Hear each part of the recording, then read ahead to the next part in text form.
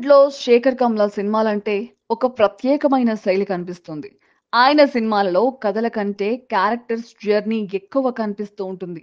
మనకి బాగా తెలిసిన కథలని ఎమోషనల్ డ్రామాతో డిఫరెంట్ క్యారెక్టరైజేషన్స్‌తో చెప్పడం 'శేఖర్ కమ్ల' స్టైల్. అందుకే అతని సినిమాలని పిల్లల నుంచి పెద్దల వరకు అందరూ ఇష్టపడతారు.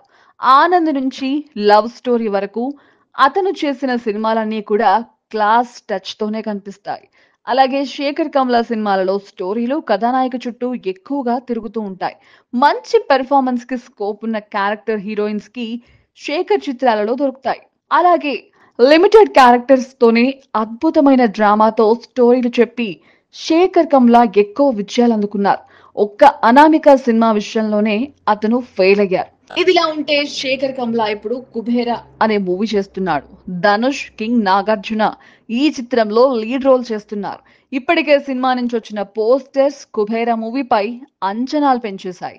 ధనుష్ ఈ చిత్రంలో ఒక పేదవాడిగా, కింగ్ నాగార్జున ఒక ఆఫీసర్ గా కనిపిస్తున్నారు. ఈ సినిమాని కమర్షియల్ మాస్ యాక్షన్ జోనర్ లో చేస్తున్నారనే మాట వినిపిస్తోంది. ఇది వరకు 'శేఖర్ కమల' సినిమాలలో భీభత్సమైన యాక్షన్ ఘట్టాలు లేవు. అయితే 'కుబేర' సినిమాలో యాక్షన్ సీక్వెన్స్ కూడా ఉంటాయంట. అంతకు మించి పేద, ధనిక ప్రజల మధ్య వ్యత్యాసం, అలాగే ఆశ, అత్యాశల చుట్టూ మనుషుల భావోద్వేగాన్ని మాస్ యాంగిల్లో చెప్పడానికి ప్రయత్నం చేస్తున్నారు. దేవిశ్రీ ప్రసాద్ ని మ్యూజిక్ డైరెక్టర్ గా ఎంచుకున్నారు. క్లాస్ టచ్ తో పాటు మాస్ బీట్ కూడా కావాలని దేవిశ్రీని 'శేఖర్ కమ్ముల' 'కుబేర' కోసం ఎంపిక చేసుకున్నారట. ఈ చిత్రంలో రష్మిక మందన్న హీరోయిన్ గా నటిస్తోంది. 'కుబేర'లో చేసినటువంటి పాత్రలు ధనుష్ కి కొట్టిన పిండి అని చెప్పాలి.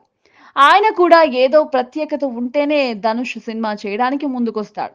ఖచ్చితంగా 'శేఖర్ కమ్ముల' ఇప్పటి వరకు చూపించని కొత్త ఎలిమెంట్ ని ఈ సినిమాలో చెప్పబోతున్నాడనే మాట ఇండస్ట్రీ వర్గాల్లో బలంగా వినిపిస్తోంది.